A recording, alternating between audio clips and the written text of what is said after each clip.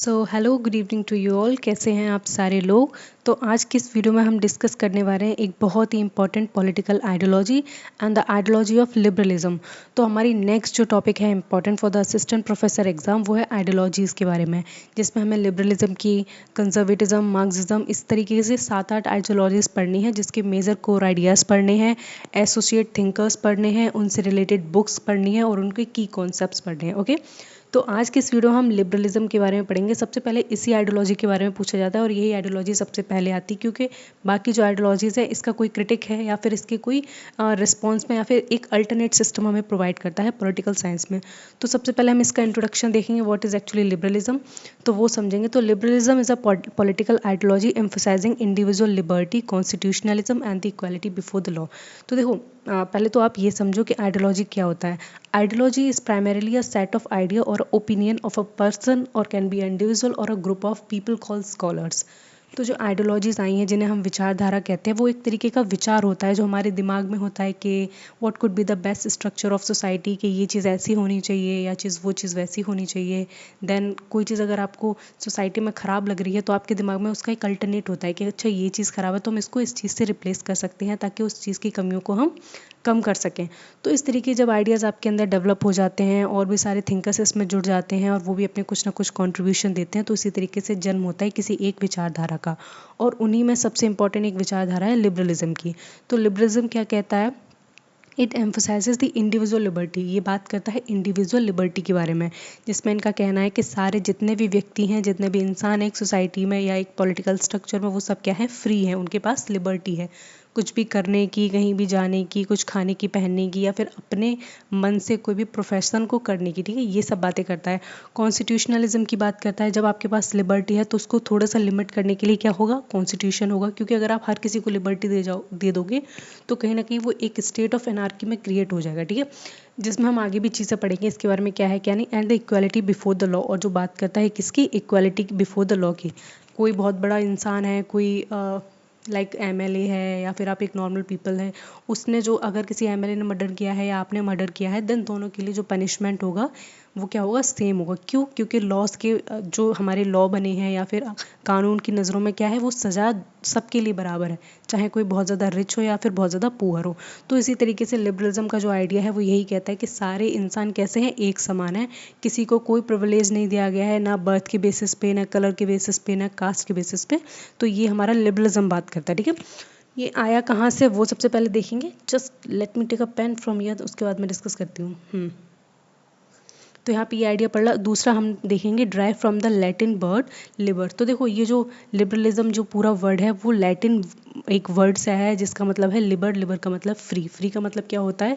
जब कोई इंसान फ्री है हर चीज़ से तो वो अपने मन की चीज़ें कर सकता है। ठीक है, जो मन में आए, जहाँ घर बना सकता है, जहाँ मन करे वहाँ घूम सकता है, जो मन करे वो ट्रेड कर सकता है या फिर अपनी लाइफ के डिसीजंस खुद ले सकता है। ठीक है, आज हमारे पास लिबर्टी है, हम कुछ भी कर सकते हैं, मतलब सब कुछ नहीं कर सकते, हमारी भी जो लिबर्टी है वो कुछ कुछ पैरामीटर्स पे क्या है? रिस्ट्रिक्ट की गई है, लेकिन वो हमारे लिए ही है। ठीक है, आपका अगर कल को मन करेगा जाओ किसी का कत्ल कर दो गुस्से में आके, तो ऐसा नहीं है कि हाँ आपको लिबर्टी है और आप एकदम से खुश हो जाओगे, नहीं कि लिबर्टी है हमें तो कुछ होगा नहीं, ऐसा नहीं होगा। कानून आपको क्या करेगा? रिस्ट्रिक्ट करेगा, आपको पनिशमेंट देगा। ठीक है, तो ये जो लिबरलिज्म जो आइडियोलॉजी है या लिबरलिज्म वर्ड है, ये आया कहाँ से? पहले तो हम ये समझेंगे। It has the historical context enlightenment era 17 to 18 century in Europe. देखो, यहाँ पे थोड़ी सी समझने की चीज़ है। 17 और 18 सेंचुरी में हम देखते हैं, 17 नहीं 18-19 में अगर आप बात करें तो क्या है? इंडस्ट्रियल रिवोल्यूशन बहुत ज़्यादा फ्लरिश किया, ये इंग्लैंड में और पूरे यूरोप में। ठीक है, यहाँ पे बहुत बड़ी इंडस्ट्रीज़ लगी थी और बहुत ज़्यादा मतलब प्रॉस्पेरस हो रही थी दुनिया धीरे धीरे। तो इसी के साथ साथ क्या हुआ? एक इंटेलेक्चुअल जो मिडिल क्लास एक सेक्शन था सोसाइटी का, वो निकल कर आया जब उसने समाज में इनइक्वालिटी देखी और समाज में ऐसी चीज़ें देखी जो बहुत ज़्यादा बहुत एक बैरियर क्रिएट कर रही थी, जो हैव्स हैं और हैव्स नॉट है। ठीक है, मतलब कैसे जो इंडस्ट्रीज़ थी, जो मालिक थे वो बहुत ज़्यादा अमीर थे, बहुत बहुत ज़्यादा अमीर थे, और जो वर्कर्स थे जो उन फैक्ट्री में काम करते थे वो बहुत ज़्यादा गरीब थे, स्लम्स में रहते थे, अनहाइजीनिक प्लेस में रहते थे, बहुत सारी डिसीजेज उन्हें लग जाती थी, एक छोटे से कमरे में 4-4 10-10 लोग रहते थे। तो इन सब के आइडियाज़ को, इन सब की चीज़ों को देखते हुए जो मिडिल क्लास के लोग थे, जिनके पास पैसा भी था अच्छा खासा, जो ना कि बहुत ज़्यादा अमीर थे ना बहुत ज़्यादा गरीब थे, जो ये देखते थे कि ये जो हमने समाज बनाया है, ये हमने सोसाइटी बनाई है, उसमें क्या है? जो बहुत ज़्यादा अमीर लोग हैं वो एक्सप्लॉइट कर रहे हैं और जो बहुत ज़्यादा छोटे लोग हैं उनसे भी वो एक्सप्लॉइट हो रहे हैं, ठीक है। तो इस सिस्टम को ख़त्म करने के लिए उन्होंने डिफरेंट डिफरेंट आइडियोलॉजीज़ दी। तो ये एक एनलाइटनमेंट एरा कहलाता है। इसी सेंचुरी में क्या हुआ, बहुत तरीके की आइडियोलॉजीज़ निकल के आई, बहुत तरीके के लोग निकल कर आए जिन्होंने बताया कि नहीं ये चीज़ गलत है, ये चीज़ ऐसी नहीं ऐसी होनी चाहिए। आप अगर इंडियन हिस्ट्री की बात करोगे तो ये 18-19 सेंचुरी में हमें भी बहुत सारे लोग ऐसे देखने को मिलते हैं जिन्होंने सोशल रिफॉर्मर मूवमेंट चलाए, जिसमें राजा राम मोहन रॉय का नाम सबसे ऊपर आता है, ठीक है। स्वामी विवेकानंद हो गए, या फिर बहुत सारे, हम किन किन का नाम लिया, रामाबाई हो गई, ये सारे बहुत ज़्यादा क्या कहते हैं सोशल रिफॉर्मर्स थे। उन्होंने सोसाइटी में रिफॉर्म करने की कोशिश की। हमारी सोसाइटी उस टाइम बहुत ज़्यादा किस तरीके से थी, एक सुपरस्टिशियस तरीके से थी, अनटचेबिलिटी एकदम पार चढ़ रही थी, ठीक है। विमेंस राइट थी नहीं बिल्कुल, और भी बहुत ज़्यादा हीनियस क्राइम हो रहे थे हमारी सोसाइटी में। तो वो लोग सोशल रिफॉर्म की बात करते थे, लेकिन जो अगर आप यूरोप की बात करेंगे वहाँ पे जो पॉलिटिकल था, मतलब पॉलिटिकल स्ट्रक्चर था, वो बहुत ज़्यादा बेकार था, ठीक है। सोसाइटी वहाँ पे ठीक है हैव्स नॉट में डिवाइडेड थी, पुअर गरीब में, लेकिन उससे भी जो बेकार सिस्टम था वो किसका था, सरकार का था। हम तो यहाँ कॉलोनी थे, हमारी तो कोई उसमें कॉन्ट्रीब्यूशन था ही नहीं कि हम सरकार में जाके आवाज़ लगा सकते हैं, क्योंकि इन सब के साथ साथ गांधी जी अपने नेशनल मूवमेंट चला रहे थे, बाइकआउट कर रहे थे। लेकिन यूरोप में ये चीज़ें नहीं थी। यूरोप में सिर्फ और सिर्फ स्ट्रक्चर की बात की जा रही थी, यूरोप में पॉलिटी की बात करी जा रही थी, यूरोप में सरकार की बात की जा रही थी। तो इसी तरीके से 17-18 सेंचुरी में हमें लिबरलिज्म का आइडिया देखने को मिलता है।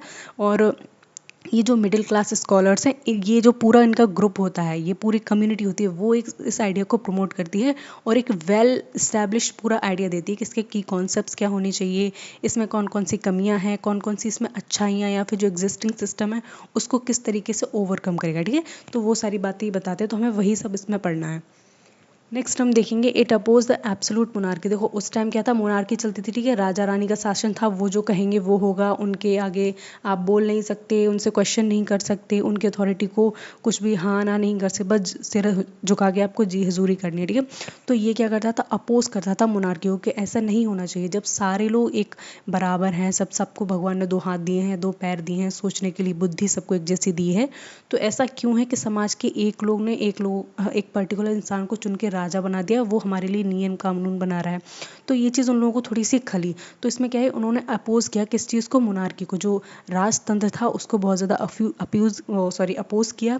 देन उन्होंने अपोज किया फ्यूडलिज्म को। अब फ्यूडलिज्म क्या होता है, जिस तरीके से भारत में बहुत बड़े बड़े जमींदार हुआ करते थे, जो छोटे छोटे किसान हुआ करते थे, उनसे काम करवाया करते थे अपनी लैंड पे, और जो लैंड का जो प्रोड्यूस होता था उसका बहुत बड़ा हिस्सा अपनी पॉकेट में रखते थे, ठीक है। और उसमें से बहुत बेयर मिनिमम जो कुछ शेयर हुआ करता था वो सारे उसमें डिस्ट्रीब्यूट कर दिया करते, जो वर्कर्स हुआ करते थे, ठीक है। मान लो एक खेत है, उसमें से 100 रुपये का प्रोडक्शन हुआ है, तो 90 रुपये किसके हाथ में गए, जमींदार के हाथ में गए, और जो 10 रुपये बचे हैं वो उन सब लोगों में बट जाते थे, ठीक है। अब आप देखो कितना बड़ा शेयर है, मतलब कहाँ 90 रुपये और कहाँ 10 रुपये, जो वर्कर्स उसमें दिन रात पसीना बहा रहे हैं, काम कर रहे हैं। तो इसी तरीके का एक सिस्टम यूरोप में काम करता था। हम जमींदारी यहाँ पे एक लोकल टर्म है जिसमें हमने इंडियन कॉन्टेक्स्ट में यूज़ किया है, लेकिन जो यूरोप था, यूरोप में फ्यूडलिज्म था, इसी तरीके की थी चीज़ें, लेकिन उसको फ्यूड्स कहते थे, फ्यूड लॉर्ड कहते थे, जिसमें बहुत बड़े बड़े किसान होते थे जो क्या करते थे, छोटे मोटे किसानों से खेती कराया करते थे और उनको बहुत ही कम शेयर दिया करते, जो भी प्रॉफिट हुआ करता था। तो इसके अपोज में लिबरलिज्म निकल कर आया। साथ में किसके अपोज में निकल कर आया, divine right of Kings and theocracy. देखो जब हमने पिछली क्लास में आपको थोड़ी सी हमने थ्योरीज पढ़ाई थी, ओरिजिन ऑफ स्टेट के बारे में बताया था, जिसमें हमने डिवाइन राइट्स थ्योरी बताई थी, जिसमें मोनार्की को बहुत ज़्यादा सही बताने के लिए कुछ जो स्कॉलर्स थे उन्होंने क्या किया, एक डिवाइन राइट की थ्योरी बनाई, जिसमें उन्होंने ये बताया कि जो राजा हैं वो किसने बनाए हैं, वो भगवान ने बनाए हैं। भगवान ने राजा को धरती पे भेजा है ताकि वो क्या कर सके, हम सबका भला कर सके। इसलिए राजा से कोई क्वेश्चन मत करो। अगर तुमने राजा से किस तरीके का कोई भी तरीके का अगर क्वेश्चन किया तो भगवान नाराज़ हो जाएंगे, और अगर भगवान नाराज़ हो जाएंगे तो हम सब पे क्या हो जाएगा, बहुत ज़्यादा आफत आ जाएगी या मुसीबत खड़ी हो जाएगी। मतलब ये लोग भी क्या करते थे, जो कॉमन पीपल थे उनको धर्म के नाम पे बहुत ज़्यादा डराया धमकाया करते थे, ठीक है। तो ये सारी चीज़ें आपको समझ में आई कि किसके अपोज में ये लिबरलिज्म आइडियोलॉजी इमर्ज हुए। नेक्स्ट हम इसमें देखेंगे लिबरलिज्म शेप मॉडर्न डेमोक्रेसी, और जो लिबरलिज्म है उसी से हमारी मॉडर्न डेमोक्रेसी निकल कर आती है, जिस मॉडर्न डेमोक्रेसी में हम इक्वल राइट्स की बात करते हैं, जस्टिस की बात करते हैं, ब्रदरहुड की बात करते हैं, इक्वालिटी बिफोर लॉ की बात करते हैं, और जो भी अच्छे अच्छे कॉन्सेप्ट एंड टर्म्स हैं उन सब की बात हम किस में करते हैं, मॉडर्न डेमोक्रेसी में करते हैं। साथ ही के साथ कैपिटलिज्म निकल कर आए। कैपिटलिज्म का मतलब होता है अगर जिसके पास हुनर है, जिसके पास टैलेंट है, जिसके पास आइडियाज़ हैं, वो अपने आइडियाज़ से अपने टैलेंट के दम पर कुछ भी कर सकता है। कोई मशीन बना सकता है, कोई गैजेट बना सकता है, कोई भी नया ड्रेस बना सकता है, फैशन कर सकता है। वो ये सब क्या है, कैपिटलिस्ट के आइडिया। ठीक है, वो इंसान अपने बारे में सोच सकता है। पहले ऐसा नहीं था, राजा रानी ये सोचने नहीं देते थे अपने बारे में, वो बस समाज को लेकर चलते थे, और जो उन्होंने पहले से निर्धारित कर दिया है कि इस समाज के इस सेक्शन को ये काम करना है, इनको ये काम करना है, इनको वो काम करना है, वहाँ से लोग क्या करते, अपनी अपलिफ्टमेंट नहीं कर पाते थे, अपना स्टेटस नहीं बढ़ा पाते थे। क्यों? क्योंकि उनके दिमाग में एक कांस्टेंट डर बिठा दिया गया था कि जो राजा हैं वो कौन है, वो भगवान के प्रतिनिधित्व हैं, भगवान के रिप्रेजेंटेटिव हैं, इनके खिलाफ आप आवाज़ मत उठाओ, अगर आपने ऐसा किया तो आपके साथ बहुत ज़्यादा बुरा होगा। ठीक है, और इसी तरीके से हम जो लिबरलिज्म है उसमें ह्यूमन राइट्स की बात करते हैं। प्रेजेंट डे आप देखते हो सबको जीने का हक है, सबको खुले एनवायरनमेंट में रहने का हक है, किसी को भी सेटलमेंट्स बनाने का हक है। तो ये सारी जो अच्छे अच्छे आइडियाज़ है वो कहाँ से निकल कर आए हैं, लिबरलिज्म से निकल कर आए हैं। ठीक है, यहाँ तक आपको अच्छे से समझ में आया। नेक्स्ट हम इसका देखेंगे, हिस्टोरिकल बैकग्राउंड देखेंगे, इसमें कौन कौन सी चीज़ें जो हिस्ट्री ने शेप की हैं इसकी। ठीक है, वो सारी चीज़ें हम इसमें समझेंगे। तो सबसे पहले इसमें इम्पॉर्टेंट जो थ्योरी हमें देखने को मिल जाती है वो, तो सबसे पहले जो हमें इसका कॉज देखने को मिलता है वो है सेवन्थ सेंचुरी में निकली सोशल कॉन्ट्रैक्ट थ्योरी। तो मैंने आपको सोशल कॉन्ट्रैक्ट थ्योरी के बारे में बहुत अच्छे से डिटेल में बताया था, किस तरीके से सोशल कॉन्ट्रैक्ट थ्योरी के जो कोर आइडियाज़ हैं वो ये कहते हैं कि सोसाइटी में सारे लोगों ने म्यूचुअल एक एग्रीमेंट किया होगा आपस में, देन उसके बाद डिसाइड किया होगा किस तरीके की सोसाइटी होगी, किस तरीके से एक पॉलिटिकल सिस्टम होगा। तो इससे एक बेसिस निकल कर आता है, जब सारे ह्यूमन बींग्स इक्वल हैं तो क्यों ना उनको इक्वालिटी दी जाए, क्यों ना उनके बीच में क्या हो, एक सेंस ऑफ टुगेदरनेस हो, एक सेंस ऑफ रिस्पेक्ट हो लोगों के अंदर, और क्या हो, एक दूसरे पे लोग बिलीव कर पाए। ठीक है, उनकी शेयरिंग ड्यूटीज़ हों एक सोसाइटी में। तो इससे हिस्टोरिकल बैकग्राउंड में जो हम देख रहे हैं प्राइमरीली, तो सोशल कॉन्ट्रैक्ट जो थ्योरी दी है, जो हॉब्स, लॉक और रूसो इससे प्राइमरीली एसोसिएटेड हैं, तो वो इसमें बहुत बड़ा मेजर रोल प्ले करती है। ठीक है, दूसरा हम इसमें आइडिया देखते हैं जॉन लॉक का, जिसमें government exist to protect the natural right. जो जॉन लॉक हैं उनका मानना है कि जो सरकार होती है किसी भी देश की, वो इसलिए एग्जिस्ट करती है ताकि वो वहाँ के लोगों के जो नेचुरल राइट्स है वो उनको क्या कर सके, प्रोटेक्ट कर सके। तो इनकी नज़र में नेचुरल राइट्स कौन कौन से हैं, नेचुरल राइट्स वो राइट्स होते हैं जो हमें as a human being nature ने दिए हैं। ठीक है, हमसे वो कोई छीन नहीं सकता। तो वो पहला राइट है लाइफ का राइट, क्योंकि ये ज़िंदगी हमें किसने दी है, हमें ये नेचर ने दी है। ठीक है, ये हमारा गिफ्ट है, किसने, किसके द्वारा, नेचर के द्वारा। दूसरा है लिबर्टी, और उसी के साथ साथ हमें नेचर ने क्या दिया है, लिबर्टी दी है, साथ में प्रॉपर्टी का राइट दिया है। ठीक है, तो जो जॉन लॉक हैं वो गवर्नमेंट की बात करते हैं, जिनका यही मानना है कि जो गवर्नमेंट है वो सिर्फ और सिर्फ इसीलिए बनी हुई है ताकि हमारे वो नेचुरल राइट्स को प्रोटेक्ट कर सके, जिसमें लाइफ, लिबर्टी और प्रॉपर्टी की बात करते हैं। और यहीं से लोगों को लगता है कि जब हम सारे ही इक्वल हैं, सारे ही लोग नेचर से निकले हुए हैं, नेचर ने हम सबको एक जैसा बनाया है, तो इसमें कोई बड़ा, कोई छोटा, कोई ज़मींदार, कोई वर्कर, ऐसा कैसे हो सकता है। मतलब ये सारी ऐसी चीज़ें क्यों डेवलप हैं जिसमें समाज में इतनी सारी क्या है, डिस्क्रिमिनेशन है, इतना सारा हम लोगों के बीच में गैप है, या फिर हम लोगों के बीच में इतना डिस्टेंस है, चाहे वो हैव्स एंड हैव्स नॉट का हो, चाहे वो वर्कर्स का और मालिक का हो। ठीक है, ये सब बातें निकल कर आती हैं। Then 18th century influence of American revolution 1776 and the French revolution 1789।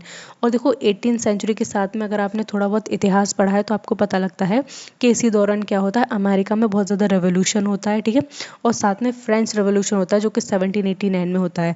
इन दोनों रेवोल्यूशन की खास बात ये है कि जो नॉर्मल लोग होते हैं, जो कॉमन पीपल होते हैं, वो सड़कों पे उतर आते हैं और मोनार्की के खिलाफ क्या बोलते हैं, आवाज़ उठाते हैं।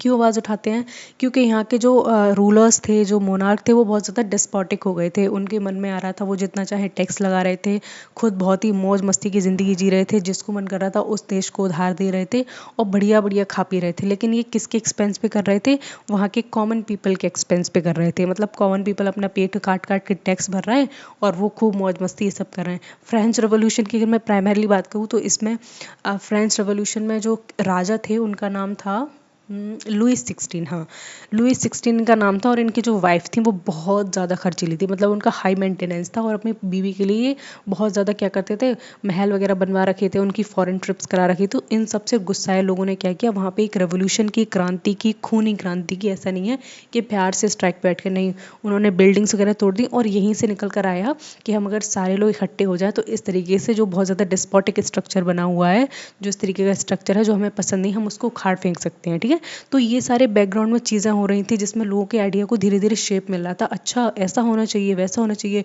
और लोग धीरे धीरे क्वेश्चन करना शुरू हो गए थे। पहले चर्च की पावर इतनी थी यूरोप में, कोई चर्च के खिलाफ कुछ बोल नहीं सकता था। जो वहाँ के पॉप होते थे, जिसको फादर कहते हैं, उनके खिलाफ कोई आवाज़ नहीं उठा सकता था।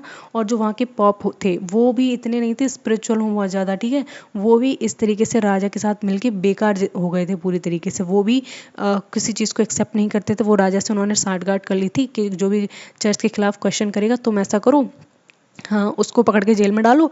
और साथ में क्या है, हम लोगों के मन में ये बिठा देंगे कि तुम लोग चर्च में आते हो लेकिन तुम बात किसकी मानो, राजा की मानो। क्यों? क्योंकि भगवान ने मुझे बताया है कि मेरा जो बेटा है, मेरा पुत्र है, वही कौन है, वही तुम्हारा राजा है।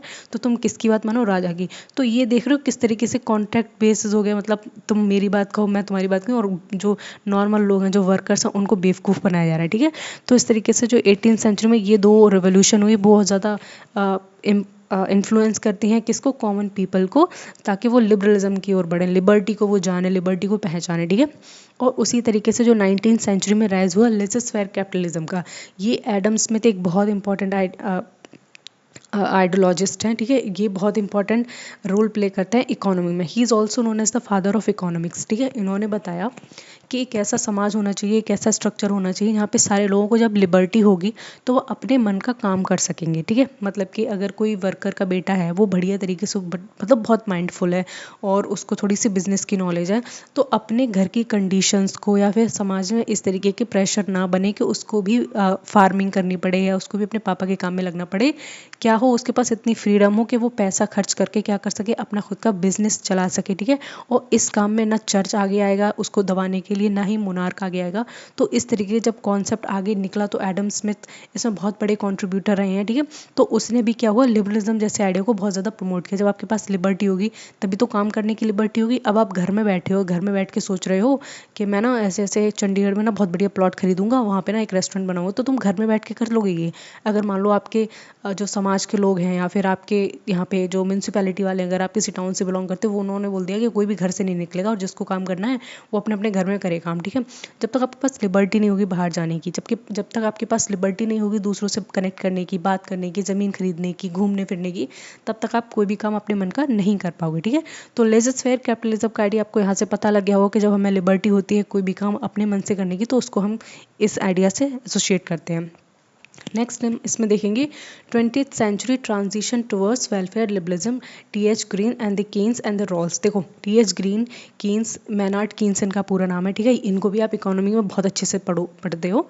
ठीक है, यहाँ पे इनका आइडियाज़ थोड़े से इससे पॉलिटी से एसोसिएटेड हैं, लेकिन इकोनॉमिस्ट नहीं बहुत बड़ी। ठीक है, और जो जॉन रॉल्स हैं उनके आइडियाज़ ये कहते हैं कि जो 20th सेंचुरी जब आते आते हुआ तो उनमें ना वेलफेयर लिबरलिज्म की बात चलने लगी। वेलफेयर लिबरलिज्म का मतलब होता है कि ठीक है, हम सरकार को बना रहे हैं, एक हेड बना रहे हैं स्टेट का, जिसमें सरकार होगी, मिनिस्टर्स होंगे, ब्यूरोक्रेट्स होंगे, सारे लोग होंगे, लेकिन हम उन्हें चुन के भेजेंगे, वो हमारे रिप्रेजेंटेटिव्स होंगे। वो अपने मन से अपने अथॉरिटी को, ऐसा नहीं है कि आज से हम तुम्हारे रूलर हैं, हम तुम पे राज करेंगे तो हम कहेंगे वो होगा, नहीं, ऐसा नहीं होना चाहिए। एक ऐसा सिस्टम डेवलप होना चाहिए जिसको हम डेमोक्रेसी कहते हैं, जिससे हम डिसाइड करेंगे कि कौन हम पे रूल करेगा, किस तरीके से रूल करेगा, और अगर उस डायरेक्शन में उसने हमसे रूल नहीं किया तो हमारे पास ये पावर होनी चाहिए कि नेक्स्ट इलेक्शन में हम उसको उखाड़ फेंके। ठीक है, तो ये आइडिया 20th सेंचुरी में डेवलप हुआ और आज प्रेजेंट भी ये फ्लरिश कर रहा है। ठीक है, जितनी भी देशों में डेमोक्रेसी है और अच्छे तरीके से डेमोक्रेसी को क्या किया जाता है, एक्सरसाइज किया जाता है, वहाँ पे लोगों पे इतनी ज़्यादा पावर होती है कि नेक्स्ट 5 ईयर्स में या फिर कोई भी जहाँ जितना भी टेन्योर हो उनके गवर्नमेंट में, हमारे यहाँ इंडिया में तो 5 ईयर्स का ही है, तो उसमें क्या है, अगर सरकार ने अच्छे काम नहीं किए, घपलेबाजी की है, तो हम उसको निकाल के फेंक देंगे। ठीक है, तो ये बात करते हैं जिसको टी.एच. ग्रीन हो गए, कीन्स हो गए और जॉन रॉल्स हो गए, इसको बहुत ज़्यादा क्या करते हैं, सपोर्ट करते हैं। इन सारे थिंकर्स को भी हम आगे चल के एक एक करके डिस्कस करेंगे। ठीक है, लेकिन यहाँ पे आपका इंपॉर्टेंट समझना ये है कि कौन कौन से फैक्टर रहे हैं जिन्होंने कंट्रीब्यूट किया लिबरलिज्म को ऊपर आने में, ठीक है, बाहर आने में। ठीक है, देन नेक्स्ट हम देखेंगे 21st century globalisation and the rise of new liberalism. और इसी तरीके से 21वीं शताब्दी जिसमें हम जी रहे हैं अभी भी, क्या है, ग्लोबलाइजेशन हो गया है। ठीक है, आज पूरी दुनिया एक दूसरे से इंटरकनेक्टेड है, चाहे वो ट्रेड के लिए हो, कल्चर के लिए हो, फूड के लिए हो, हम एडवेंचर के लिए हो। आज देख रहे हो आप यहाँ पे इंडियंस कितने अमेरिका में जा रहे हैं, कितने अमेरिकन्स हैं वो जापान में अब जा रहे हैं। ठीक है, जापान से चाइना में सब एक दूसरे से मिल रहे हैं, सबका कल्चर जान रहे हैं। आपको पता नहीं कहाँ कहाँ का वैरायटी फूड खाते हो। मोमोज हमारे नहीं है, मोमोज मे भी मुझे नहीं पता, मुझे तो ऐसे पता था कि ये नेपाल चाइना के हैं, वो हमें आज यहाँ खाने को मिल रहे हैं, इंडिया की हर स्ट्रीट पे मिल रहे हैं।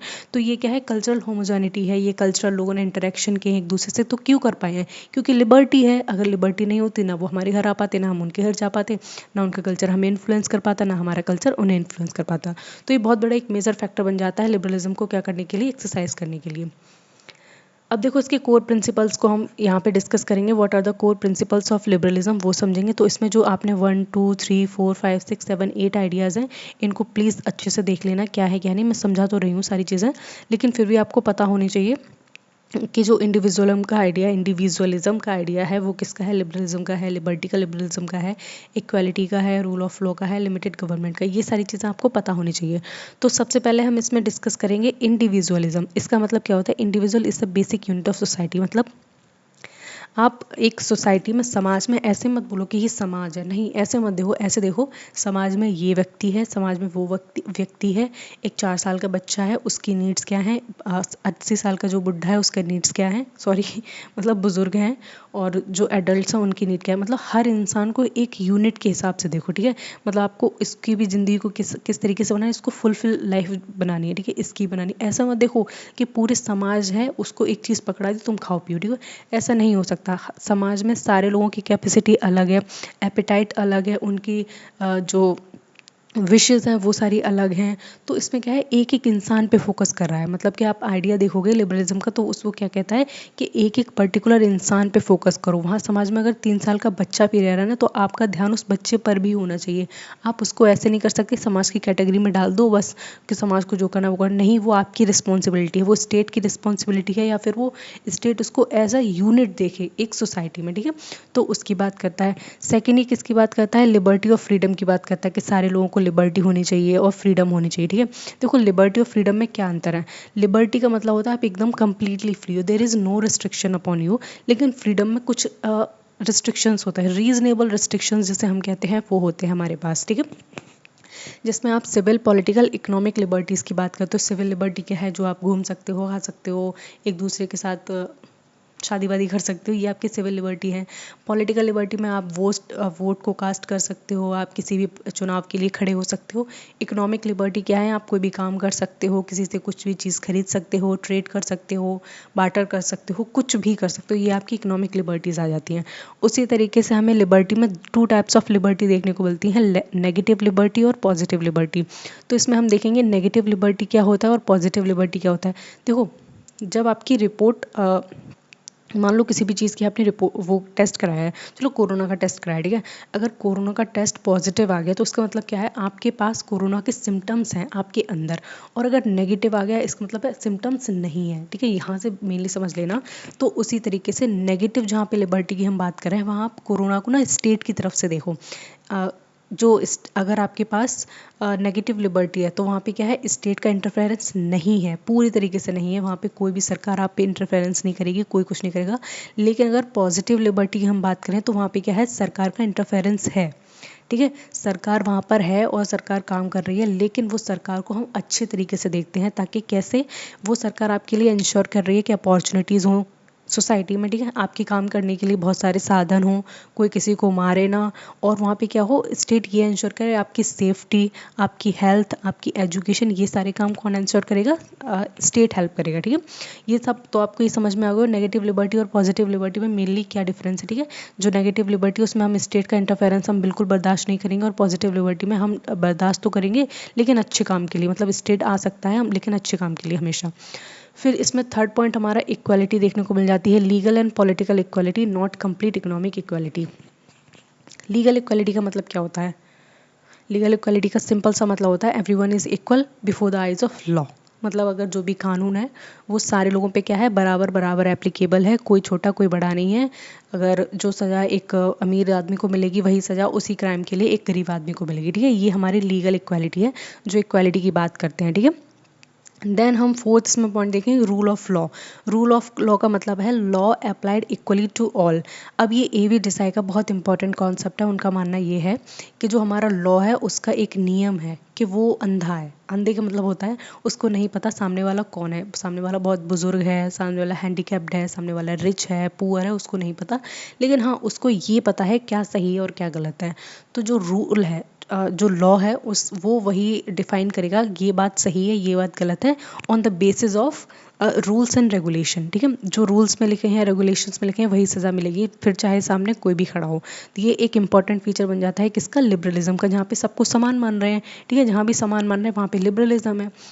एंड फिफ्थ पॉइंट हम इसमें देखेंगे, लिमिटेड गवर्नमेंट। लिमिटेड गवर्नमेंट का मतलब है इसमें कि जो सरकार है उसका बहुत ज़्यादा लिमिटेड रोल होगा। सरकार ऐसा नहीं है कुछ भी चाह रही है कुछ भी कर रही है, उसमें कॉन्स्टिट्यूशन होगा, ठीक है। कॉन्स्टिट्यूशन उस पर नज़र रखेगी सरकार पे कि सरकार काम अच्छे से कर रही है या नहीं कर रही है।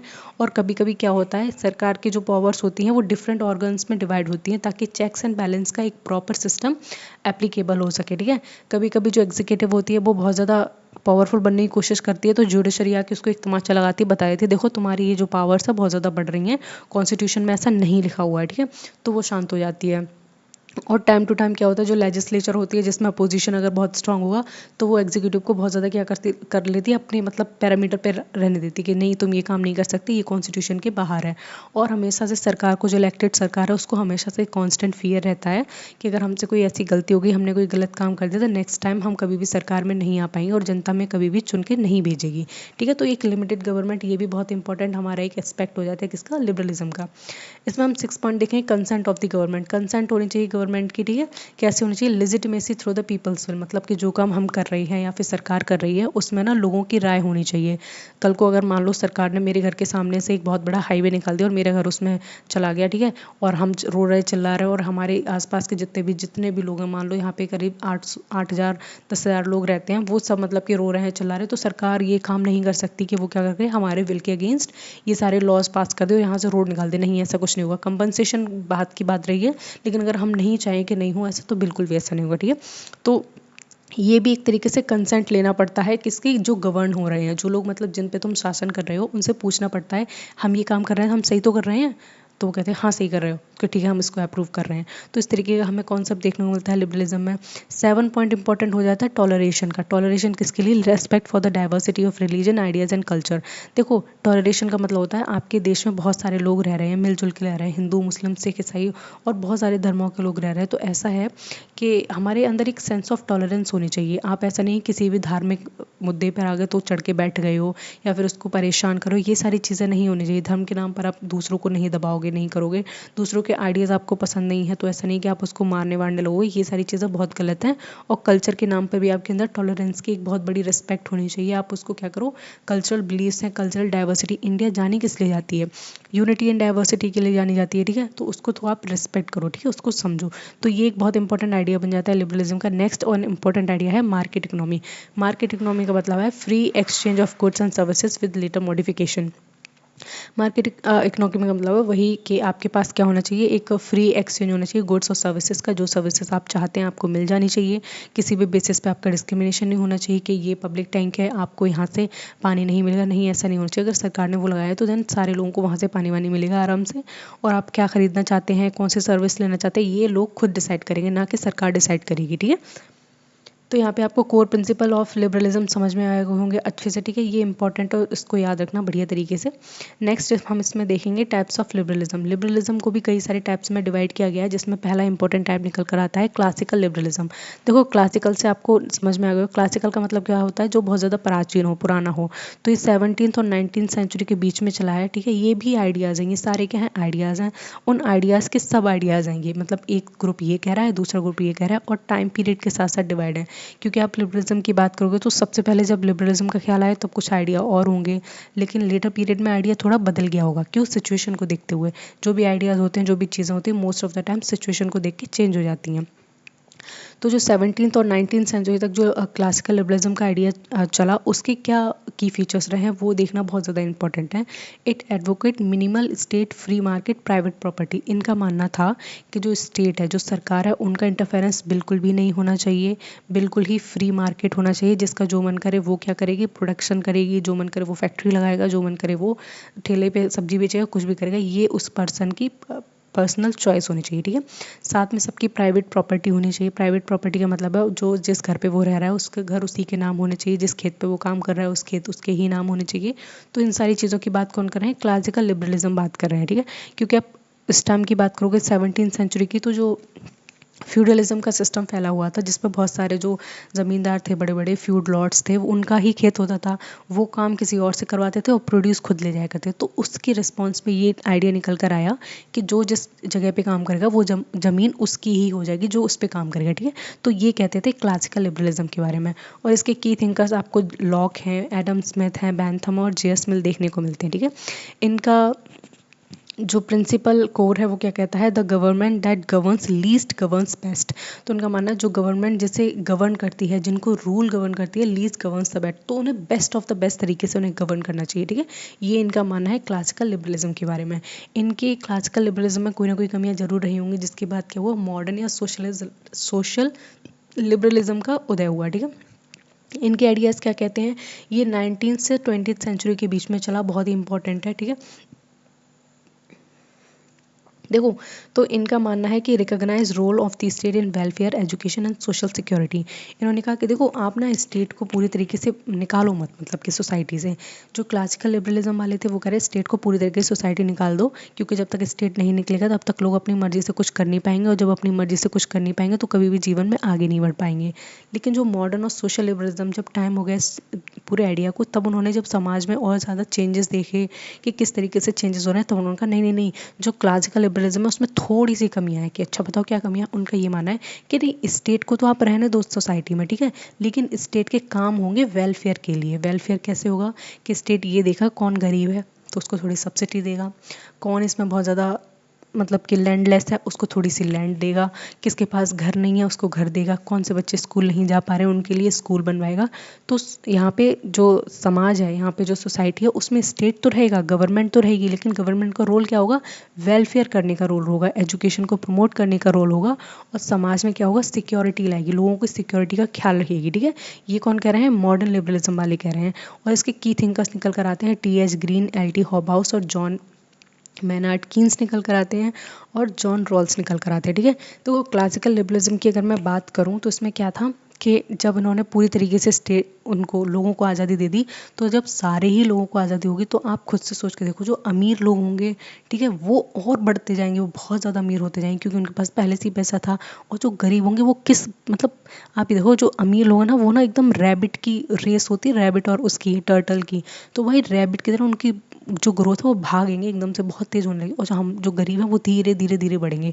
लेकिन ये चीज़ फिर बाद में लोगों को गलत लगी, तब उसके रिस्पॉन्स में वो निकले कि जो आप टर्टल चल रहा है हमारे समाज में, जो धीरे धीरे चल रहा है, उसको आप पुश करो, मतलब उसको वेलफेयर पॉलिसी दो, उसको एजुकेशन दो, ताकि वो जल्दी जल्दी चल के क्या हो, उन लोगों के बराबर में आ सके। तो इसी के रिस्पॉन्स में हमारा जो मॉडर्न लिबरलिज्म है वो इमर्ज होता है। नेक्स्ट यहाँ पे हमारा देखने को मिल जाता है नियो लिबरलिज्म। अब नियो लिबरलिज्म का इमर्जेंस कब हुआ, ये लेट 20th सेंचुरी में और प्रेजेंट डे भी यही काम करता है। और नियो लिबरलिज्म के आइडियाज़ जो हैं वो आज भी हमें डेमोक्रेसी और इन सारी चीज़ों के साथ एकदम मर्ज होते हुए दिखते हैं। तो इनका मानना है रिएक्शन अगेंस्ट वेलफेयर लिबरलिज्म, ये अगेंस्ट में आया वेलफेयर लिबरलिज्म के। ठीक है, जो नियो लिबरलिज्म है। बाद में and it advocate privatisation, deregulations, globalisation की thinker Friedrich Hayek, Milton Friedmann.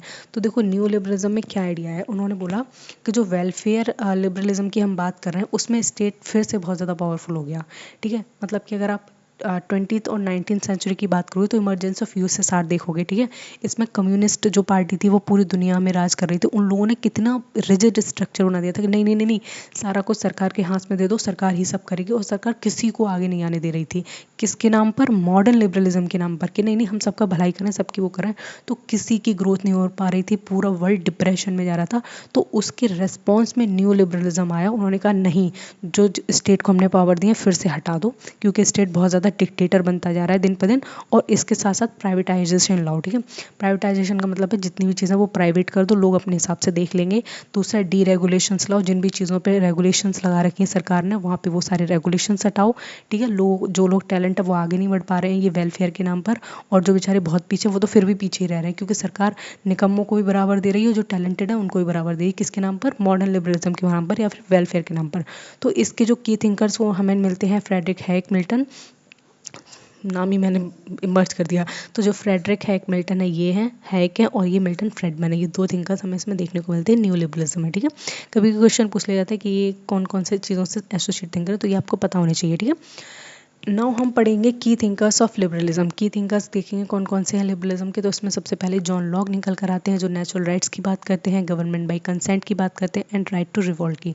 उनका मानना है कि लोगों के पास राइट होना चाहिए कि वो कभी भी रिवोल्ट कर सकते हैं अगर सरकार उनके हित में काम ना करे, सरकार उनकी बात ना सुने तो, ठीक है। और नेचुरल राइट्स में उन्होंने क्या दिया था, कौन कौन से नेचुरल राइट्स दिए थे बताओ थोड़ा सा। लाइफ, लिबर्टी एंड प्रॉपर्टी की बात की थी उन्होंने, ठीक है। फिर दूसरे थिंकर यहाँ पे निकल कर आते हैं, जे.एस. मिल निकल कर आते हैं। उनका मानना है harm principle of liberty. Harm principle of liberty का मतलब ये है कि आप अपनी लिबर्टी को इस तरीके से एक्सरसाइज करो कि सामने वाले की लिबर्टी को आप हार्म ना करो, ठीक है। ऐसा नहीं है कि आप मतलब कि चाकू लेकर इधर उधर घूम रहे हो और सारे लोग क्या हैं अपनी लिबर्टी के नाम पे, और सारे लोग डर रहे हैं और बेचारे उन आपके डर की वजह से वो अपने घर से बाहर नहीं निकल पा रहे हैं। तो आपने तो अपनी लिबर्टी एक्सरसाइज कर ली, लेकिन जो आपके डर से लोग घर में बैठ गए उनकी लिबर्टी का क्या, उनकी लिबर्टी तो रिस्ट्रिक्ट हुई ना।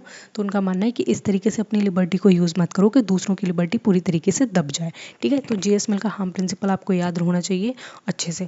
और इन्होंने एक्सप्रेशन की भी बात की है, थॉट एंड एक्सप्रेशन की। हमें बहुत ज़्यादा आज़ादी होनी चाहिए, हमारा जो मन करे हम उसको एक्सप्रेस कर सकें, हम सोच सकें। और साथ ही के साथ वुमेंस राइट की बहुत बड़े माने जाते हैं, ठीक है। ये बढ़िया वाले फेमिनिस्ट थे, इन्होंने बहुत सारे वुमेन राइट्स के बारे में बात की है कि औरतों को बराबर समान हक होना चाहिए। फिर नेक्स्ट हम इसमें देखते हैं एडम स्मिथ। एडम स्मिथ जो बात करते हैं वेल्थ ऑफ नेशन, इनकी बहुत इंपॉर्टेंट बुक है जो इन्होंने 1776 में लिखी, जिसमें इन्होंने invisible hands of market, free trade, इन सब की बात की है, ठीक है। अगेन मैं बोलूँगी ये बहुत बड़े एक इकोनॉमिस्ट रहे हैं, फादर ऑफ इकोनॉमी रहे हैं, जिन्होंने हमेशा किस बारे में बात की, कैपिटलिज्म को सपोर्ट किया है, जिनका मानना है कि लोगों को अपनी मर्जी से ट्रेड करना चाहिए, प्रोफेशन करना चाहिए और कमाई करनी चाहिए और अपने स्टेटस को समाज में अपलिफ्ट करना चाहिए। ये इस तरीके की बातें करते हैं। फिर इसमें नेक्स्ट आ जाते हैं जेरेमी बेंथम, एक मिनट, जेरेमी बेंथम आ जाते हैं। ये यूटिलिटेरियनिज्म का कॉन्सेप्ट देते हैं। यूटिलिटेरियनिज्म का मतलब होता है कि हमेशा सोसाइटी में वो काम होना चाहिए जिसमें ज़्यादा से ज़्यादा लोगों की भलाई हो। समझ में आ रहा है? मतलब एक समाज में अगर 50 लोग हैं, उसमें से मान लो 30 लोग कह रहे हैं ये काम होना चाहिए और 20 लोग कह रहे हैं नहीं होना चाहिए, तो हमेशा किसकी बात सुनो, जो 30 लोग कह रहे हैं, ठीक है। तो जेरेमी बेंथम का ये कॉन्सेप्ट आपको हमेशा याद रहना चाहिए। And TH. ग्रीन का देखेंगे हम, वो क्या कहते हैं, ये positive freedom, moral development, role of state in welfare. इनका मानना है कि हमेशा पॉजिटिव फ्रीडम होनी चाहिए, मतलब कि स्टेट होना चाहिए, सरकार होनी चाहिए, वो फ्रीडम को प्रमोट करे। मोरल डेवलपमेंट होना चाहिए लोगों का, साथ में साथ क्या होगा, सरकार हमेशा ऐसी स्कीम लाए जिससे लोग जो बहुत ज़्यादा डाउन ट्रोडन सोसाइटी के लोग हैं वो हमेशा क्या कर सकें, आगे बढ़ सकें, आगे आ सकें। तो इस तरीके की बात करते हैं टी.एच. ग्रीन। जन हम इसमें एक इंपॉर्टेंट देखेंगे जॉन रॉल्स के बारे में। जॉन रॉल्स का कहना है justice as fairness, equality of opportunity, fairness, difference principle. तो देखो जो जॉन रॉल्स है वो ये कहते हैं कि जस्टिस एज फेयरनेस का इन्होंने बहुत बड़ा कॉन्सेप्ट दिया है कि सारे लोगों के लिए जस्टिस होनी चाहिए respective of their societal status. तो इस तरीके की बात की है। सबके पास अपॉर्चुनिटीज़ होनी चाहिए कुछ ना कुछ काम करने के लिए, मतलब एक एसएससी का फॉर्म आएगा तो उसमें सब सारे लोग एलिजिबल होने चाहिए भरने के लिए, ठीक है। ऐसी अपॉर्चुनिटी क्रिएट करो जिसमें सारे के सारे लोग कैसे हों, एलिजिबल हों। साथ में उन्होंने डिफरेंस प्रिंसिपल की बात की है। डिफरेंस प्रिंसिपल का मतलब है कि आप रिजर्वेशन के बारे में सुनते हो ना, कि जिसमें मान लो जो हैंडीकैप्ड लोग हैं तो उनको कुछ रिजर्वेशन दिया जाता है। तो इस तरीके की बात ये करते हैं कि जो बहुत ही ज़्यादा इस तरीके के लोग हैं उन्हें थोड़ा सा रिजर्वेशन दो, ताकि वो भी अपनी सामाजिक स्थिति को सुधार सकें, या फिर वो भी सरकार में आ सकें, या फिर वो भी क्या कर सकें, थोड़ा पैसा वगैरह, धन वगैरह कमा सके। तो इस तरीके की बातें करते हैं जॉन रॉल्स। लास्ट हम इसमें देखेंगे हैक एंड फ्रेडमैन को देखेंगे। इनका मानना क्या है, ये न्यू लिबरलिज्म को प्रमोट करते हैं, ठीक है। हम पढ़ ही चुके हैं पीछे, फ्री मार्केट इकोनॉमिक्स की बात करते हैं और लिमिटेड वेलफेयर की बात करते हैं, ठीक है। ये मतलब इनका मानना ये है कि गवर्नमेंट का बहुत कम से कम रोल होना चाहिए, क्योंकि government most of the time लोगों को दबा लेती है। अब यहाँ पे हम देखेंगे लिबरलिज्म इन प्रैक्टिस। लिबरलिज्म को प्रैक्टिस मतलब कैसे कैसे प्रैक्टिस हुए। बेसिस ऑफ अमेरिकन कॉन्स्टिट्यूशन, देखो अमेरिका का जो कॉन्स्टिट्यूशन लिखा गया था वो उसी बेसिस पे लिखा गया था। उसमें क्या था, सबसे ज़्यादा लिबर्टी लोगों को दी गई थी, ठीक है। इसमें इंडिविजुअल की राइट्स की बात की गई, चेक्स एंड बैलेंसेस के सिस्टम की बात की गई थी कि कोई भी ऑर्गन बनेगा गवर्नमेंट का, वो उसमें चेक्स एंड बैलेंसेस की पॉलिसी रहेगी, वो उसको एक्सरसाइज करेगा। कोई भी ऑर्गन सरकार का इतना पावरफुल नहीं हो जाएगा जिसका जितना मन करे उतनी पावर को वो मतलब कि करेगा और अपने मन से कुछ भी ला देगा, ठीक है। जब आप बहुत बड़े समय तक एक ऐसे रूल में रहते हो जहाँ पे आपकी आवाज़ दबाई जाती है, तो आपकी सबसे प्राइमरीली जो बोल सकते हैं विश होती है या वॉइस होती है सरकार में, वो ये होती है कि हमें बोलने का मौका दिया जाए, हमें भी अपने मर्जी का काम करने का मौका दिया जाए, हमें भी सरकार में आने का मौका दिया जाए, ठीक है। तो इस तरीके हमें अमेरिकन कॉन्स्टिट्यूशन में बात देखने को मिलती है। देन हम सेकंड हमने इसमें फ्रेंच रेवोल्यूशन की बात की थी, जिसके साथ साथ हमें French declaration of rights of man and the citizen 1789 में आया था, जिसमें सारे लोगों को लिबर्टी, इक्वालिटी और फ्रेटर्निटी दी गई थी, ठीक है। जब वहाँ के जो राजा थे, मैंने बात की थी लुईस 16 थे, जब उन्हें मार धाड़ के निकाल दिया गया था और वहाँ के जो लोकल पीपल थे उनमें से कुछ लोगों ने एक डेमोक्रेटिक पार्टी बनाई थी, तो उन्होंने सबसे पहले यही काम किया था, एक लॉ पास किया था जिसमें बेसिक ह्यूमन राइट्स दिए थे। उसमें लिबर्टी के राइट्स थे वहाँ के लोगों को, इक्वालिटी के राइट थे और फ्रेटर्निटी के राइट्स थे, ठीक है। ये चीज़ हमें हमेशा याद रखनी है। दूसरा, हम इंडियन कॉन्स्टिट्यूशन को अगर अच्छे से देखें तो हमें पता लगता है इसमें फंडामेंटल राइट्स हमें दिए गए हैं जो हमारे राइट्स को प्रोटेक्ट करता है, ठीक है। ये स्टेट्स की पावर्स को कम करता है और इंडिविजुअल की पावर को बहुत ज़्यादा बढ़ाता है, ठीक है। सरकार कल को कोई ऐसा काम नहीं कर सकती, कोई ऐसा नियम नहीं बना सकती जो फंडामेंटल राइट्स को चैलेंज करे। अगर हमारे कभी भी फंडामेंटल राइट्स हमें दबाते हैं तो ठीक है, तो हम डायरेक्टली सुप्रीम कोर्ट में अप्रोच कर सकते हैं और कह सकते हैं ये पूरा जो लॉ है वो नल एंड वॉइड है क्योंकि ये फंडामेंटल राइट्स को चैलेंज कर रहा है, ठीक है। डेमोक्रेसी का कॉन्सेप्ट हम देखते हैं, सेकुलरिज्म का कॉन्सेप्ट देखते हैं जो क्या है, लिबरल इन्फ्लुएंस है। ये सब लिबरल आइडियाज़ तो हैं। आप जहाँ भी सारे लोगों को समान समझते हो, एक जैसा समझते हो, वो लिबरल आइडियाज़ हैं, ठीक है। चाहे वो सेकुलरिज्म का हो गया, चाहे वो डेमोक्रेसी का हो गया, वो कॉन्स्टिट्यूशन का हो गया, तो ये सारे आइडियाज़ हमें लिबरलिज्म की तरफ बताते हैं। नेक्स्ट हम देखेंगे post WW2 world war second, development of welfare state in the Europe, UK, social security का। तो ये सारे जो कॉन्सेप्ट निकल कर आए हैं वो वर्ल्ड वॉर सेकेंड के बाद निकल कर आए हैं, जब जो बहुत ज़्यादा वैसी शक्तियाँ थीं जैसे यूरोपियन पावर्स थी, अमेरिका था, इन सब की आंखें खुल गई क्योंकि लोगों ने सपोर्ट करना बंद कर दिया। लोगों ने अपने घरों में बोल दिया, वहाँ पे सड़कों पे उतर आए कि ये वॉर बंद करो, हम लोग लुट रहे हैं, तुम लोग तो मस्त अपने घरों में बैठे रहते हो और युद्ध का ऐलान कर देते हो, मरते तो कॉमन पीपल है। तो इन सब के बाद लोगों में बहुत ज़्यादा जागरूकता बढ़ी, लोग अपने राइट्स के लिए आगे आए, तो वो हमें एक प्रैक्टिकल फॉर्म में देखने को मिलता है। सेकेंड, हम देखेंगे ग्लोबल इंस्टीट्यूशन जैसे UN बने हैं, IMF बने हैं, वर्ल्ड बैंक बने हैं, इनमें क्या है, लिबरल इकोनॉमिक और पॉलिटिकल ऑर्डर देखने को मिलता है। अब IMF के सारे कंट्रीज़ मेंबर हैं, UN के सारे कंट्रीज़ मेंबर हैं, इनकी बात सुनी जाती है, इनकी बात रखी जाती है। कभी कभी ये रिप्रेजेंटेटिव्स भी बन जाते हैं, कभी कभी सेक्रेटरी की पोस्ट भी बन जाते हैं सारी कंट्रीज़। तो जो भी गलत हो रहा है इस पूरी दुनिया में वो सब कुछ सुना जाता है, सहा जाता है, ठीक है। देखो बेसिकली अगर देखा जाए, हम इंसानों के लिए ही ये दुनिया है, ये सारे स्ट्रक्चर हमने ही बनाए हैं। अगर हमें ही दबा दिया जाए, हमें राइट्स नहीं दिए जाए, हमें लिबर्टी नहीं दी जाए, तो क्या मतलब है इन सब चीज़ों का, ठीक है। तो आपको ये प्रैक्टिकल फॉर्म भी दिख गई होगी लिबरलिज्म की क्या है क्या नहीं है। देन हम इसमें नेक्स्ट डिस्कस करने वाले हैं लिबरलिज्म एंड डेमोक्रेसी। लिबरलिज्म और डेमोक्रेसी में क्या आइडियाज़ हैं, क्या डिस्कस करते हैं, वो हम समझेंगे। It promotes the representative democracy, ये क्या करती है, रिप्रेजेंटेटिव डेमोक्रेसी को लिबरलिज्म प्रमोट करता है। किस तरीके से कि आप सरकार में कोई भी आ सकता है, कोई भी आके काम कर सकता है, जिसको जनता ने सबसे ज़्यादा वोट दिए हैं वो अपनी सरकार को बना सकता है। दूसरा है, it emphasises on free and fair election, ये एम्फोसाइज करता है फ्री और फेयर इलेक्शन हो, कैसी भी धांधली ना हो, ठीक है। और जितने भी वोटर्स हों वो सारे एलिजिबल हों, जो एज क्राइटेरिया रखा है जिस तरीके से 18 साल रखा गया है हमारे भारत में, तो 18 साल से जितने भी ऊपर के हैं वो सारे लोग क्या करते हैं, वोट देते हैं। पॉलिटिकल पार्टीज़ जो होती हैं वो एकदम निष्पक्ष होनी चाहिए, ठीक है, वो उनके एजेंडा हमें पता होने चाहिए। सिविल सोसाइटी किस तरीके से इन सारी चीज़ों को शेप करती है वो हमें पता होना चाहिए। साथ में क्या होना चाहिए, फ्री प्रेस होना चाहिए, फ्रीडम ऑफ प्रेस होना चाहिए, जिसको आप मीडिया कहते हो, वो एकदम फ्रीडम होनी चाहिए उनको, कोई भी क्वेश्चन करने की सरकार से और लोगों से क्वेश्चन करने की, लोगों के पास इतनी फ्रीडम हो एसोसिएशन बनाने की, लोगों के पास फ्रीडम ऑफ एक्सप्रेशन हो, फ्रीडम ऑफ थॉट हो। तो ये सारे आइडियाज़ हमें कहाँ से मिलते हैं, लिबरलिज्म से देखने को मिलते हैं, जो कि प्रेजेंटेड डेमोक्रेसी में एनकोडेड है, ठीक है। साथ में हमें देखने को मिलता है कॉन्सेप्ट ऑफ प्लूरलिज्म। जो प्लूरलिज्म का कॉन्सेप्ट है वो रॉबर्ट डेल ने दिया। इसमें क्या इनका क्या मानना है कि जो मल्टीपल इंटरेस्ट ग्रुप होते हैं उनकी बात मानी जानी चाहिए, ठीक है। आप ऐसा नहीं कर सकते जैसे कि स्टूडेंट्स हैं और लॉयर्स हैं और टीचर्स हैं और डॉक्टर्स हैं, नर्स हैं, तो ये सारे इन सब की डिमांड अलग है। टीचर की डिमांड बिल्कुल अलग होगी लॉयर से, लॉयर की डिमांड बिल्कुल अलग होगी स्टूडेंट से। तो सरकार ऐसा कोई काम ना करे कि इनकी वॉइसेस को बहुत ज़्यादा नेगलेक्ट करे, इन सब की बात सुने, इन सब के वेलफेयर में काम करें, ठीक है। तो इस तरीके से जो इंटरेस्ट ग्रुप हैं बहुत सारे अलग अलग हैं, वो क्या करते हैं, एक तो सरकार पे नज़र भी रखते हैं, कहीं सरकार इधर उधर डाग डोल नहीं, मतलब कोई भी गड़बड़ी तो नहीं कर रही है। बाकी क्या है कि सरकार को इन सारे लोगों की बात रखने का मौका मिलना चाहिए और इन सारे लोगों के फेवर में काम करनी चाहिए, ठीक है। नेक्स्ट हम इसमें देखेंगे, it advocate the human rights and the constitutional government. ये एडवोकेट करता है ह्यूमन राइट्स के बारे में कि ह्यूमन राइट्स को हमेशा प्रिजर्व करके रखो, और साथ के साथ जो कॉन्स्टिट्यूशन ने हमें गवर्नमेंट दी है, कॉन्स्टिट्यूशन के द्वारा जो गवर्नमेंट चुन के आई है उसको प्रमोट करो, ठीक है। अब देखो, इसके कुछ क्रिटिसिज्म भी हैं, हर आइडियोलॉजी का कोई ना कोई क्रिटिसिज्म निकल कर आएगा, क्योंकि बिना क्रिटिसिज्म के वो आइडियोलॉजी बेस्ट। तो इसके भी क्रिटिसिज्म हमें देखने को मिलते हैं काफ़ी सारे, क्योंकि ऐसी कोई आइडियोलॉजी नहीं है पॉलिटिकल साइंस में जिसका कोई क्रिटिसिज्म ना हो, क्योंकि कोई भी आइडियोलॉजी परफेक्ट नहीं हो सकती, कोई आइडिया परफेक्ट नहीं हो सकता, आपकी आइडिया में कोई ना कोई फ्लॉज एंड कॉन्स होंगे। मैंने अगर सोचा कि इस तरीके का समाज होना चाहिए, इस तरीके की सोसाइटी होनी चाहिए, तो सामने वाला पक्का आ जाएगा अपनी पूरी लिस्ट लेके कि तुमने जो भी बताया वो सब चीज़ें गलत हैं, या फिर तुम्हारी जो चीज़ें बताई हैं उनमें क्या क्या कमियां हैं। तो ऑफकोर्स लिबरलिज्म वाले भी आ गए हैं कमियां गिनाने। तो सबसे पहले आए मार्क्सवाद वाले, ठीक है। जो मार्क्सिस्ट होते हैं वो, उनके क्रिटिक क्या कहते हैं, ये कहते हैं कि लिबरलिज्म सपोर्ट कैपिटलिज्म। इनका कहना है कि जो लिबरलिज्म है वो बहुत ज़्यादा सपोर्ट करता है कैपिटलिज्म को, पूंजीवाद को सपोर्ट करता है, और पूंजीवाद से क्या होता है, समाज में इनइक्वालिटी आती है और क्लास एक्सप्लॉयटेशन होता है। ये बात सच है।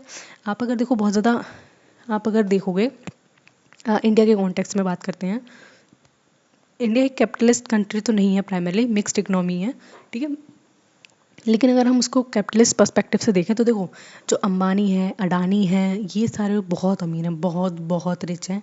और ये आप नॉर्मल जो लोगों की बात करो, बैंक के क्लर्क हैं, बैंक मैनेजर्स हैं, हम किसान हैं नॉर्मल, हाँ मैं तो किसान नहीं हूँ, खैर। तो और जो बहुत ज़्यादा लोग हैं वो कैसे हैं, वो बहुत ज़्यादा गरीब हैं। तो ये जो अमीर गरीब का इतना बड़ा लंबा सा गैप आया है, किस लिए आया है, ये आया है लिबरलिज्म की वजह से, क्योंकि लिबरलिज्म ने उन्हें ऊपर से बहुत ऊपर उठा दिया, और जो बहुत ज़्यादा छोटे लोग हैं, ठीक है, उनको क्या किया, उन्हें और ज़्यादा नीचे कर दिया है। किस तरीके से, अगर मान लो एक छोटे से इंसान ने, मैं हूँ, मैंने सोचा कि कल से ना मैं ना क्रिकेट बॉल बनाऊंगी और क्रिकेट बॉल बेच के मैं भी अमीर आदमी बन जाऊंगी, ठीक है। लेकिन यही आइडिया आ गया मुकेश अंबानी के दिमाग में कि मैं क्रिकेट बॉल बनाऊंगा।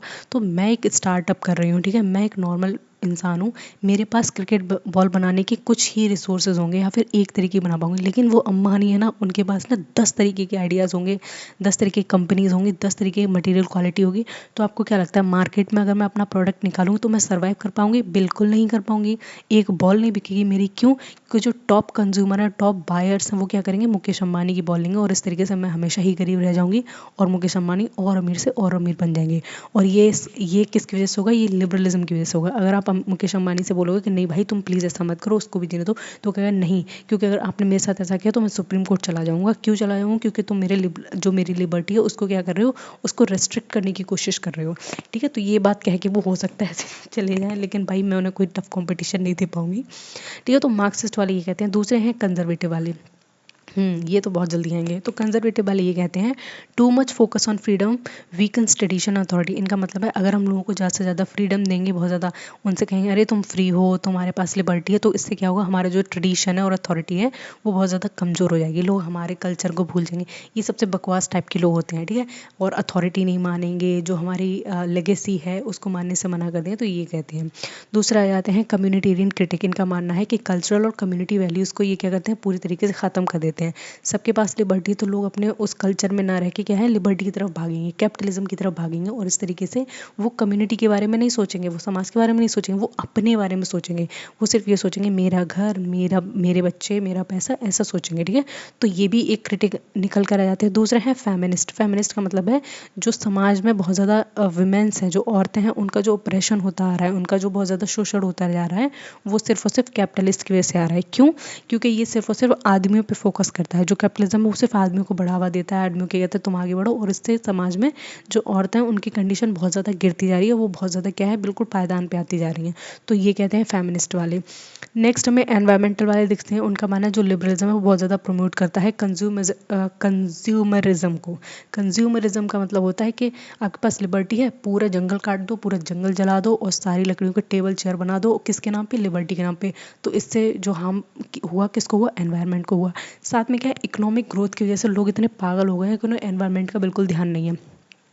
कोई भी वेस्ट है सीधा नदी में बहा दिया, कोई भी वेस्ट है सीधा ओशंस में बहा दिया, उनकी रिस्पॉन्सिबिलिटी नहीं है। और ये क्यों है? क्योंकि उनके पास लिबर्टी है कुछ भी करने की।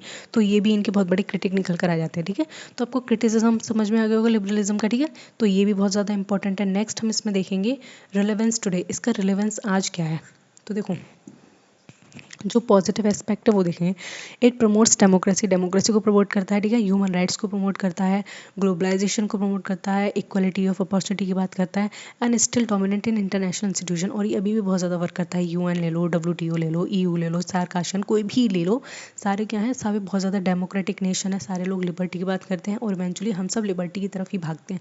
आज मुझे लिबर्टी इसलिए मैं आपको पढ़ा पा रही हूँ, मेरे पास लिबर्टी नहीं होती तो शायद मैं नहीं पढ़ा पाती आपको, या फिर मैं अपने आइडियाज़ आपके पास नहीं रख पाती। ठीक है, तो ये सब है लिबर्टी ने मुझे दिए हैं। लेकिन इसके साथ साथ हमें कुछ चैलेंजेस भी देखने को मिलते हैं, जिसमें राइजिंग अथॉरिटेरियनिज्म एंड पॉपुलिज्म। इसका मतलब है कि इससे कभी क्या हो सकता है, अथॉरिटेरियनिज्म हो सकता है। मतलब कि एक समाज का जो वर्ग हो सकता है वो बहुत ज़्यादा किस तरीके से पावरफुल बन सकता है लिबर्टी के नाम पे। और ऐसा होता भी है। देखो अगर आप प्रेजेंट डे इंडिया को लेके ही चला करो हर जगह, हमें ये मुकेश अंबानी है, अडानी है, इन्होंने ना हमारे बहुत ज़्यादा मार्केट पे कैप्चर कर रखा है। तो ये अथॉरिटी ही तो है एक तरीके से। भाई वो उन्होंने पूरा मार्केट कर रहा है। जो नए नए स्टार्टअप कर रहे हैं, नए नए एंटरप्रेन्योर्स हैं, वो सर्वाइव नहीं कर पा रहे हैं। क्यों? क्योंकि बहुत बड़े बड़े बिल्डर्स, बहुत बड़े बड़े बिजनेसमैन मार्केट में पहले से बैठे हुए हैं। साथ में क्या लाता है, इकोनॉमिक इनइक्वालिटी लाता है। किसी के पास बहुत ज़्यादा पैसा है, किसी के पास बहुत कम पैसा है। ठीक है, और कल्चरल बैकलैश की भी बात करता है, जिसमें पॉलिटिक्स और नेशनलिज्म की आइडेंटिटी हम खोते जा रहे हैं, क्योंकि हमारे पास पैसा पैसा पैसा इतना भर दिया गया है कि हमारे पास देशभक्ति और ये हमारी एक आइडेंटिटी है, हमारे समाज के प्रति कुछ दायित्व है, ये सारे आइडियाज़ एकदम से डूबते जा रहे हैं। तो ये बात भी ये करते हैं। साथ में क्लाइमेट क्राइसिस की बात करते हैं कि क्लाइमेट में बहुत ज़्यादा क्राइसिस आ रहा है। क्यों? क्योंकि लोग कैपिटलिज्म की तरफ भाग रहे हैं, पैसे की तरफ भाग रहे हैं और पैसे के लिए कुछ भी कर रहे हैं। जंगल काट रहे हैं, पेड़ नहीं लगा रहे हैं, और वाटर को बहुत ज़्यादा पोल्यूट कर रहे हैं। ठीक है, बहुत ज़्यादा कपड़े वपड़े बना रहे हैं जो हम फैब्रिक पहन रहे हैं वो एनवायरनमेंट फ्रेंडली नहीं है।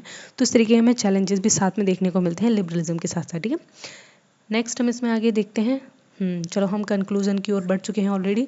तो liberalism most influential political ideology रही है मॉडर्न एरा में। ठीक है, कहाँ से जनरेट हुई? 17वीं सेंचुरी से क्लासिकल लिबरलिज्म की फॉर्म में, और प्रेजेंट डे हमें न्यू लिबरलिज्म की फॉर्म में एज अ सर्वाइविंग टूल हमें देखने को मिलती है। ठीक है, ये पहले क्लासिकल लिबरलिज्म पढ़ा, देन मॉडर्न पढ़ा, देन न्यू लिबरलिज्म पढ़ा। ठीक है, ये सारी चीज़ें आपको अच्छे से डिफाइन कर दी हैं मैंने, समझ में आ गई होंगी।